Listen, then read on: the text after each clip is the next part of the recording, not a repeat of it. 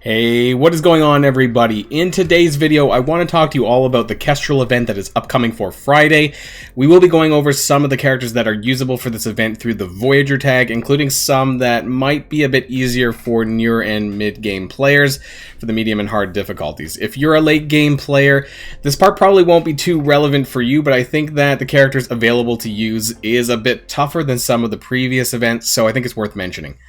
Also, I want to take a quick look inside the Voyager orb and the characters available as consolation prizes in the event you don't get Kestrel in the center. And finally, we are going to be doing some math work where I'm going to break down how many shards you can expect to get out of this event, depending on how many cores you decide to spend on the energy for this event, all the way from 0 cores all the way up to the 100 core refreshes. So there should be something for everyone here. As always, without further ado, let's get this show started.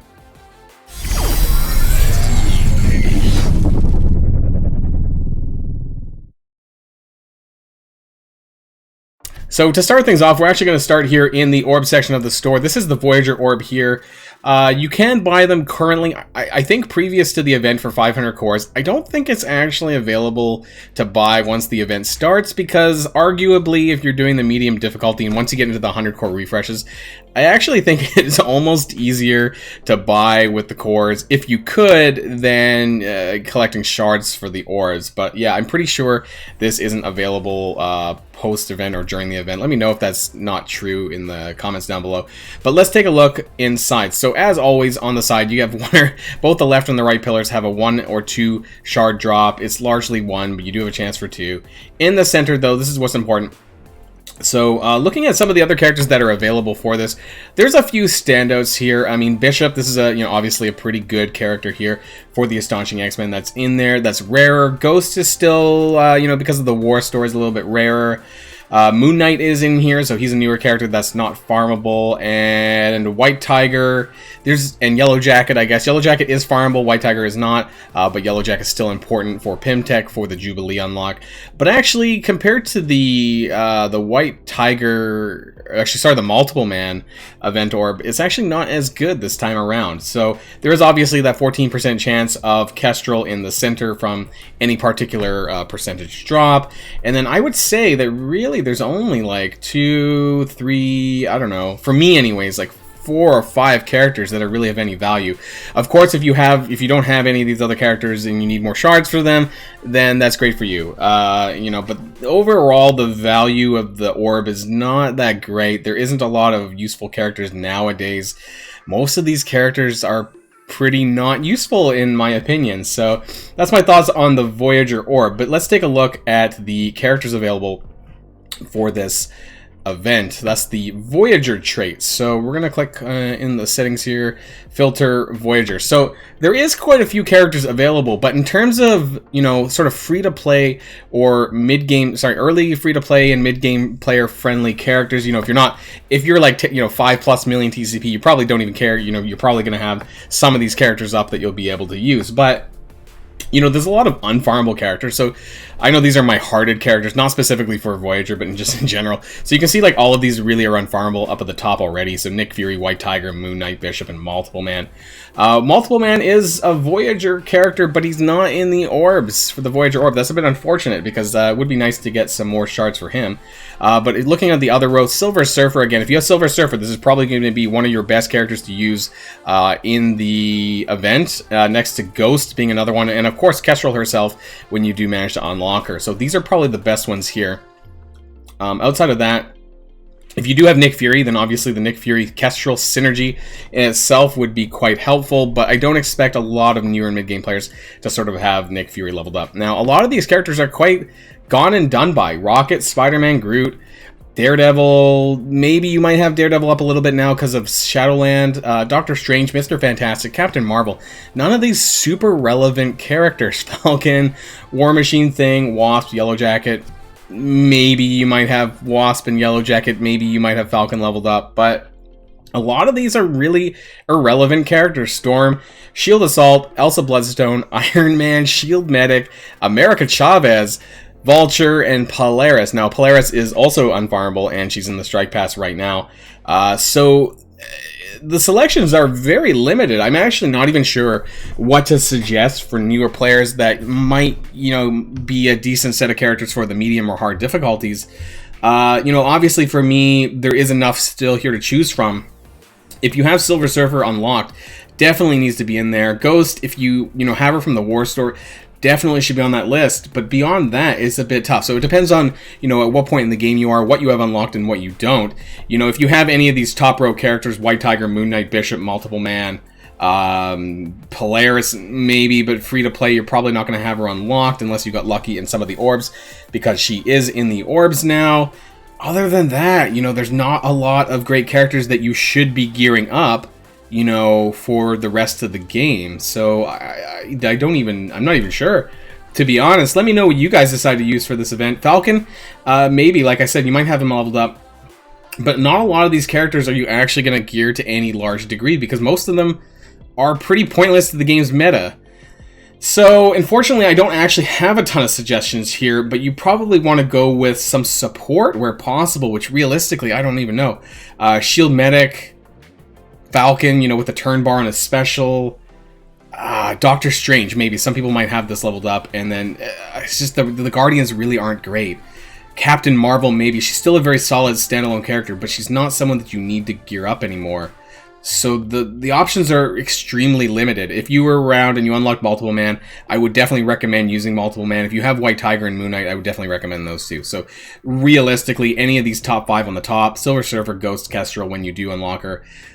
And beyond that, you know, the choice is really yours. Whatever your best characters are, you should do that. So I know that probably wasn't super helpful, but yeah, I just wanted to point out the fact that these traits are not great. It's not very friendly for newer mid-game players, because most of these characters you're probably not going to want to gear to any large degree. So I just wanted to throw that out there before we get to the math part of this video, which is the main bulk of this video that I want to go over. How many shards that you're very likely to get from this Kestrel event, and depending on how many cores that you want to spend for this. So let's head on over to the spreadsheets.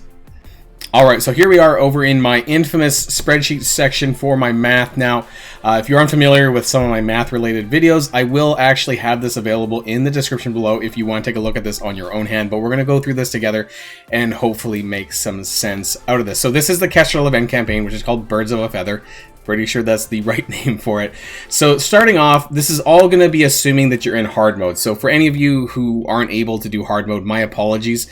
This math calculation is assuming hard mode. Now you can kind of take some of this advice and kind of extrapolate downwards a little bit to assume what you might get out of medium or easy. It'll be less than any of the scenarios presented in this video section. So starting off, you do get free shards, of course, like every other campaign event. I highly doubt this is going to be any different. And so each of the levels are listed here. So you get 2, 2, and 5, basically every 3 levels. So you get 2, 2, 5, 2, 2, 5, 2, 2, 5, all the way across from the first 9 nodes. And this gives you a grand total of 27 shards. Now, of course, it takes 2,000 fragments for an orb to get a solid orb. And these are the calculations for the amount of fragments that you're going to get as you go across hard mode. So for the first 3 levels, you get 500 fragments for clearing out the nodes, 600 for the next 3, and then 700 for the final 3. And this gets you a grand total of 5,400 fragments. Now this costs a total of 900 energy, because it is 100 energy per node, and that gets you a total of 2.7 orbs from just clearing this. So why is this important? Well, we'll talk about the energy generation. This is the amount of energy that you can get on a daily basis. And of course, this is going to depend on how many cores that you want to spend. So for the purposes of this, you know, you're free to play energy, and this is just you get 12 energy per hour. So 12 energy times 24 gives you 288 free energy here. Now, of course, there's those free refreshes that you get 3 times a day, and that gets you 80 energy times 3, assuming that you're going to be collecting all 3 of those per day. And if you do use all 4 of your cores, energy refreshes at the 50 cost, that's 200 cores, by the way, and you're getting 400 energy for that, for a grand total of 928. Now, when we look at the different scenarios that I have presented on the right-hand side, that's going to be really important to know how many cores you're spending on a daily basis. It is a 15-day event, so we'll go over each of them, starting actually at the top, which is, I think, this is the best case scenario here for 50 core refreshes. My scenario 4, this will be kind of an extreme scenario, but this will be if you're going into the 100 core refreshes. But most people don't go beyond the 450 core refreshes, so we're going to go through this together. So this is what I call the best case scenario. This is when you're going to be using all 4 of your 50 core refreshes. So that's 200 cores a day. Keep in mind that is over 15 days. So that's still 3,000 cores, which is a fair bit, you know, if you're not someone who has a ton saved. So this is the energy spent of 928, which you saw from the previous table. And this gets you a total of 5,560 fragments. Now, this is the entirety of hard mode plus 2 attempts of the final level on medium. That's how much energy you typically get for 928. Now, this gives you a total orb amount of 2.78 daily, and then there's 15 days of the event, so you can multiply that number by 15, and that gets you 41.7. Now, this you can be multiplied by 5.4 shards per orb. That's the average estimated shards that you're going to pull from one of these event orbs. The drop rates actually haven't changed too much in the last year or so, so it's pretty static. Now, of course, there is RNG either up or down, so this is, of course, the average. This 5.4 figure was calculated a long time ago. To be honest, I forget who actually gave me this number, but this is you know, when you're looking at like a bulk pull of like 50 plus orbs, this is typically how many you're gonna get, you know, out of that. So this is where I got that figure, and you get plus 27 free from the event, which I calculated before. So you're getting a grand total of roughly 252 shards out of this if you're doing all 50 of your core refreshes. Now, moving on to scenario 2, which is the middle ground. This is what I would call 100 cores, so 250 core refreshes. So again, the energy spent is about 200 less, so it goes from 928 here to 728, and so your fragments gained is just a bit, it's about like 2.25 orbs per day. And then that gets you 2.29 orbs daily. Multiply that again, once again, by 15, and that gets you 34.33 orb.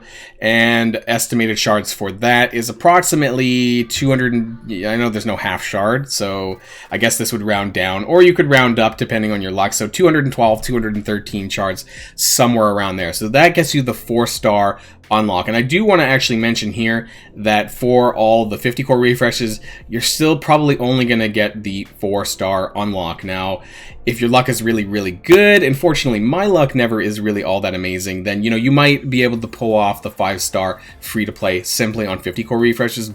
But you might need to dip into the 100 cores, which we'll get to in scenario 4 if you want to get close to that 5-star. But to get 4-star, you know, it is pretty reasonable. You know, I don't think I've never not got 4-star from doing all of my 50 core refreshes. Even with really bad luck, you should still be able to manage to get that. So scenario 3, this is the worst case, what I call no core refreshes. This is like, I guess you don't have enough cores to really, you know, put towards this event. You know, you're doing your campaign energy refreshes and you just don't have enough for it. So this is kind of the base energy spent of 528 without any core refreshes. This is a total of 3,480 fragments. This is less than 2 orbs, about 1 3/4 of an orb. Multiply this by 15 days, of course, and you're getting about 26 orbs. Now, in total, using that figure of 5.4 shards, you're getting about 168 shards, rounding up. So keep in mind that a 4-star unlock or a 4-star rank is 180 shards. So you're just shy by about 12 shards of a 4-star character. Now, you could get some really good luck, and, you know, you could still manage to get that, but on average, you're probably not going to get the 4-star unless you spend a little bit of core. So do keep that in mind if that is what you're trying to aim for, depending on what kind of red stars you happen to pull for Kestrel. Now, there is scenario 4 here. This is in deep red. This is lots of cores. This is an additional 200 cores daily, so with a grand total of 400 cores daily. Over the course of 15 days, this is 6,000 cores. So this is actually double the amount of cores that you would have to spend if you did the 2 100 core refreshes compared to scenario 1, which was only 200 cores daily from the 50 refreshes. So do keep that in mind. But it's actually not a huge improvement, but it might be enough to get you to that 5-star level. So you hear that you're adding on another 200 energy spent. Your fragments goes up. This is 6,640 fragments roughly, including the top 3 medium levels, which you should be able to do with those extra energy, and this brings you up to almost 3 1/3 of an orb daily. So multiply again that by 15 days, you're getting almost 50 orbs out of this event. Now again, times that 5.4 shard number, you're getting 296 shards. Now this is very close to the 310 that you need for a 5-star character. What this does mean is you might need to spend another 100 core refresh, or your luck needs to be above average. So if you do get some pink drops or purple, whatever color you want to call that, in the center, and you do get some above average drops, then that'll get you to the 5-star. But if you don't hit some of these, then, you know, you're less likely to get that. So, you know, you might be able to do this actually without the 100 cores. It really depends on luck. You know, sometimes I've got really close to a 5-star character on an event without actually going into the 100 core refreshes. But, you know, RNG is RNG. You could get screwed or you could get really lucky. Now, there's one thing I'm not accounting for in this video here with the math, and that's because I'm not really sure. And that's actually in the blog section here that I want to bring up really quick here. And it actually gets to, where are we? We need to get down to the events section here, so I should have had that open. Birds of a Feather. So there's 2 milestones that are going to be in this event. One is going to be called it's called the Take Flight event campaign. Earn Your Wings milestone, that's one of them here. And then the second one is, I believe, for the Nick Fury costume, but that's called the Fabric of Reality milestone. Now, this Earn Your Wings milestone, this is opening the Voyager orbs to score points for this, and it mentions that you're going to get gear, character shards, and a 3 red Kestrel. Now, why this is important is it says character shards here. I'm going to highlight this. I don't know what that means. I don't know if that means additional Kestrel shards. I feel like if that was specifically more Kestrel shards, that would have been mentioned. I'm kind of thinking this might just be more Voyager trait characters, maybe the rare ones, say Bishop, Multiple Man, things like that. Ghost, perhaps. You know, there might be some 5 to 10 shards available throughout the milestones in that. That's kind of what I'm thinking. I'm not expecting Kestrel shards to be there, but if there are, then do keep in mind the... Oops, I meant to go back to my spreadsheet here. Keep in mind the numbers here, so you might be able to supplement these numbers here with those milestone shards. But I'm not expecting that, given the fact that this whole event and the orbs are about Kestrel. I just don't see them throwing more Kestrel shards at us. But again, I'm not a 100% sure, so I'm just mentioning this here so that you guys can take that into account when you're doing your core refreshes, if that's something that interests you here. So again, the top here, so if you're doing your 50 core refreshes, you're roughly going to pick up 252 shards, give or take. If your RNG is really good, who knows, you might still manage that 5-star completely free to play if you get some good luck. But other than that, you need to be really lucky to get that without dipping into the 100 core refreshes. Again, you should still manage the 4-star here, even if you're only spending 100 cores daily on the 2 refreshes, and even on the no core refreshes, you'll definitely get to the 3-star level and you get pretty close to the 4-star. So if you are looking to get that extra 4th star and you're not getting Kestrel shards out of the milestone, I do recommend trying to pump at least 1 or 2 core refreshes here and there, so that you can get towards that 4-star, because that 4-star will make a pretty big difference. So, yeah, I just wanted to leave that here, and in case you guys are, you know, interested in picking up more shards for Kestrel, then I wanted to kind of let you guys know how you can go about doing that, and how many cores you can kind of expect to spend, depending on what your outcome or what star level you're trying to get. Of course, I'm not taking into account anyone that might have spent on the offers for Kestrel, which has been available. There's been 2 sets of offers, I believe, for Kestrel, so if you have bought her at all, then you can take into account the amount of estimated shards here for all of these different scenarios. But I will have this in the description below as well if you want to take a look at this on your own time. I hope some of this was helpful for you guys, and good luck on the Kestrel event. Good luck on picking up some shards. Hopefully you guys can get as close to 5 stars as you possibly can, because she's an amazing, awesome character. So that's the end of this video, guys. If you found this helpful, then please smash that like button and consider subscribing to the channel if you haven't already. And of course, until next time, stay safe, and I'll see y'all later. Well, I'm signing out.